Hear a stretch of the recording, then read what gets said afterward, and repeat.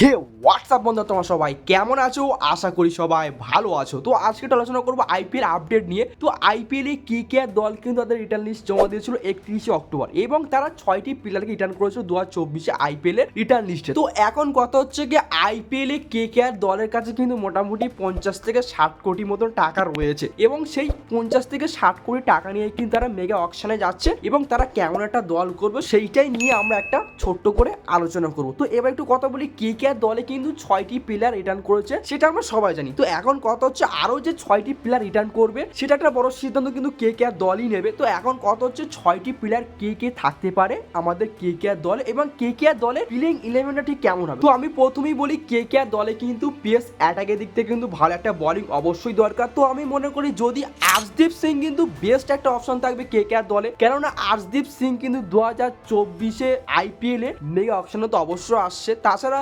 পাঞ্জাব কিন্তু আর্শদীপকে কিন্তু ছেড়ে দিয়েছে, তো সেটা একটা বড় কথা রয়ে গেছে। তো কে যদি মনে করে যে আর্শদীপের মতো একটা বোলিং যদি আমাদের টিমে আসে তাহলে কিন্তু ভালো হবে। এক নম্বর অপশন। দ্বিতীয় থাকবে মোহাম্মদ শামি, সো একটা ভালো অপশন থাকবে দ্বিতীয় যে অপশনটা, কেননা মোহাম্মদ শামি কিন্তু ইনজুরি সারিয়ে আসছে। তো অবশ্যই মোহাম্মদ শামি কিন্তু ভালো একটা পারফরমেন্স করবে 2025 আইপিএল। তো এখন কথা হচ্ছে মোহাম্মদ শামির দিকে টার্গেট থাকবে কলকাতা মানে কে দল। 3 নম্বর অপশন থাকবে মোহাম্মদ সিরাজ। আমরা দেখেছি 2024 আরসিবির হয়ে কিন্তু মোটামুটি একটা ভালো খেলাও করেছিল, মোটামুটি ব্যাটিংও ঠিকঠাক করে থাকে। তো যদি কে আর মনে করে যে মোহাম্মদ সিরাজের মতো একটা পেস অ্যাটাক যদি আমাদের দলে আসে তাহলে কিন্তু ভালো একটা অপশন অবশ্যই থাকবে 3 নম্বর অপশন মোহাম্মদ সিরাজ। এবং 4 নম্বরের অপশন কে যদি চাই যে আমরা ভালো একটা পেস অ্যাটাক নিতে চাই তাহলে কিন্তু দীপক চার কিন্তু বেস্ট অপশন থাকবে। আমি মনে করি যে দীপক চারের মতো একটা পেস অ্যাটাক যদি চলে আসে কে আর দলে তাহলে কিন্তু মোটামুটি কে আর দলটা কিন্তু ভালো হবে এবং ঠিকঠাকই থাকবে। তাছাড়া যদি কলকাতা মানে কে আর দল যদি মনে করে যে আমরা ইন্ডিয়ান ফার্স্ট অ্যাটাকের দিক থেকে আমরা যাবো না, আমরা একটু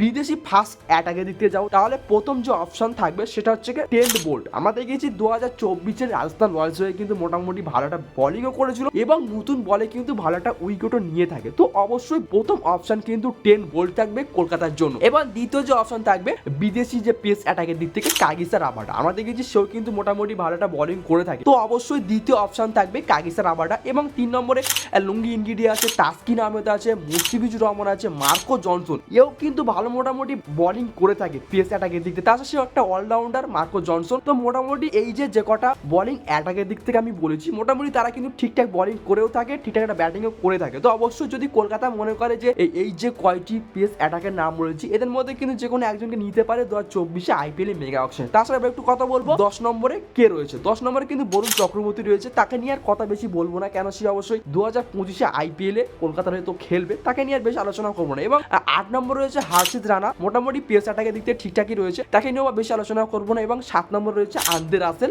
অলরাউন্ডার। আমরা দেখেছি আন্দ্রে রাসেল কিন্তু 2024 কলকাতা মানে কে আর দলের হয়ে কিন্তু মোটামুটি ঠিকঠাক একটা ব্যাটিং করেছিল এবং বোলিংও কিন্তু মোটামুটি ঠিকঠাকই ছিল, উইকেটও মোটামুটি ঠিকঠাকই নিয়েছিল। তো এখন আন্দ্রে রাসেলকে নিয়ে আর বেশি কথা বলবো না, সেও কিন্তু খেলা করছে 2025 আইপিএল এ কে আরে হয়ে। তাছাড়া 6 নম্বর রয়েছে রিঙ্কু সিং। রিঙ্কু সিং মোটামুটি ঠিকঠাকই রয়েছে, সে একটা ফিনিশিং হিসেবে তাকে রেখেছে কলকাতা নাইট রাইডার্স, তাকে মোটামুটি 6-7 পাঠায় আমরা দেখেছি, সে মোটামুটি একটা ব্যাটিং ভালোই করে থাকে। তো ঠিকঠাকই রয়েছে কলকাতার জন্য 6 নম্বরে। এবং 5 নম্বরে একটা কিন্তু মিডিল অর্ডার কিন্তু অবশ্যই দরকার। তো আমি মনে করি যদি কলকাতা যদি মনে করে যে আমাদের মিডিল অর্ডারটা একটু শক্তিশালী করব বা ভালো করব তাহলে কিন্তু অবশ্যই ভেঙ্কটেশ আয়ার কিন্তু বেস্ট অপশন থাকবে 2024 আইপিএল মেগা অকশনে।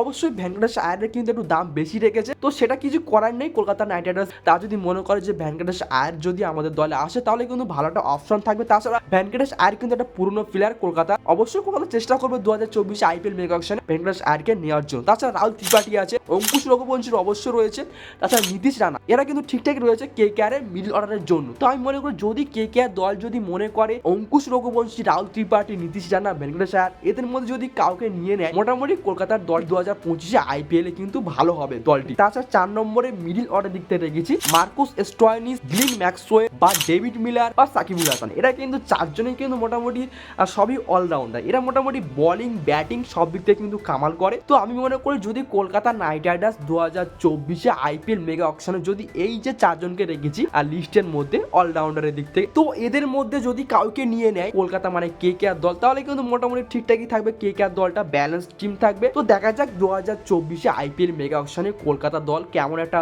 টিম করে বা কেমন প্লেয়ার কিনে, সেটা একটা বড় কথা রয়ে গেছে। তো এবার একটু কথা বলবো কেকেআর দলের 3 নম্বর ব্যাটিং লাইনটা ঠিক কেমন হবে। তো কলকাতা মানে কেকেআর দল তারা কিন্তু টার্গেট করে রেখেছে যে আমাদের দলে কিন্তু ক্যাপ্টেন্সি দিক থেকে কিন্তু কেউ নেই। তো এবার একটু ভাবনা চিন্তা করা উচিত কেকেআর দলকে, কেননা তারা ক্যাপ্টেন্সি কিন্তু ছেড়ে দিয়েছে শ্রেয়াস আয়ারকে। তো এবার অবশ্যই তারা টার্গেট প্রথমেই করবে কিন্তু ক্যাপ্টেন্সির দিকে। তো আমি মনে করি যদি কলকাতা যদি ক্যাপ্টেন্সি করাতে চায় তাহলে কিন্তু 1 নম্বর অপশন অবশ্যই থাকবে ঋষভ পন্থ। আমি মনে করি যদি ঋষভ পন্থকে নিয়ে নেয় তাহলে মোটামুটি একটা ভালো একটা টিম কিন্তু কেকেআর গড়ে তুলবে। তাছাড়া ঋষভ পন্থ কিন্তু একটা ভালো দামে উঠবে, কেননা আমরা দেখেছি ঋষভ পন্থ মোটামুটি ভালো একটা খেলা করছে, টেস্ট সিরিজ বা ওডিআই সিরিজ মোটামুটি একটা ঠিকঠাক কিন্তু ব্যাটিং করছে 2024-এ। তো অবশ্যই 2024-এ আইপিএল এ মেগা অকশনে কিন্তু ঋষভ পন্থ কিন্তু অবশ্যই ভালো একটা দামে কিন্তু বিক্রি হবে। এবার কলকাতা যদি না পায় ঋষভ পন্থকে তাহলে কিন্তু দ্বিতীয় যে অপশন থাকবে সেটা হচ্ছে কেএল রাহুল, ভালো একটা অপশন থাকবে, কেননা কেএল রাহুল কিন্তু লখনৌ সুপার জায়ান্টসের আর খেলবে না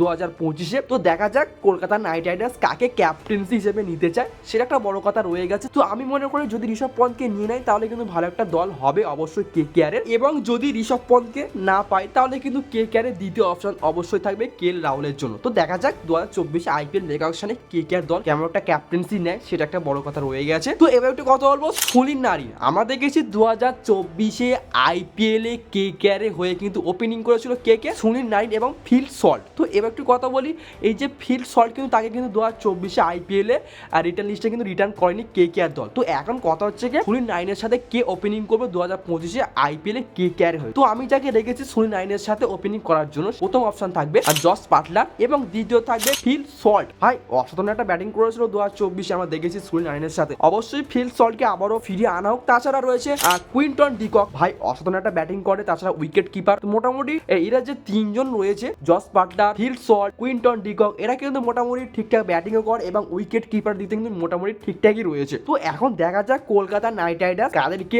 সুনীল নারিনের সাথে ভালো একটা ওপেনিং জুটি বানায়, সেটা একটা বড় কথা রয়ে গেছে। এবং আমি মনে করি যদি জস বাটলারকে নেয় কেকেআর দল তাহলে কিন্তু মোটামুটি একটা ভালো একটা ওপেনিং হবে। তাছাড়া ফিল সল্ট কিন্তু ঠিকঠাক রয়েছে, ফিল সল্টকে নেওয়াই কিন্তু দ্বিতীয় অপশন থাকবে কলকাতার জন্য। তো দেখা যাক 2024-এ মেগা অকশন তো রয়েছে, সেখানে কলকাতা দল কিরকম একটা ওপেনিং জুটি করে, সেটা একটা বড় কথা রয়ে গেছে। তো এখন কথা হচ্ছে কি এই যে 51 কোটি টাকার যে একটা মানে ব্যালেন্স টিম করবে কলকাতা নাইট রাইডার্স, সেটা অবশ্যই তোমরা কমেন্টে জানাবে। তো আমি মনে করি যে এরকম একটা দল যদি কলকাতা নাইট রাইডার্স করে তাহলে কিন্তু 2025-এ কিন্তু আবারও চ্যাম্পিয়ন হওয়ার দিক থেকে কেউ আটকাতে পারবে না। তো দেখা যাক কলকাতা নাইট রাইডার্স কিরকম একটা দল গঠন করে 2025-এর আইপিএল খেলার জন্য, সেটা একটা বড় কথা রয়ে গেছে। তো এইটুকু আপডেট ছিল আজকের এই ভিডিওতে কলকাতাকে নিয়ে, কলকাতার প্লেইং 11 ঠিক কেমন হবে। তো যদি ভিডিওটা ভালো লেগে থাকে অবশ্যই ভিডিওতে লাইক করবেন এবং চ্যানেলকে অবশ্যই সাবস্ক্রাইব করবেন এবং পাশে থাকা বেল আইকনকে অবশ্যই অন করে দিয়ে আমাদের সাথে থাকবেন। দেখা হচ্ছে নেক্সট আরেকটা এরকম ভিডিওতে।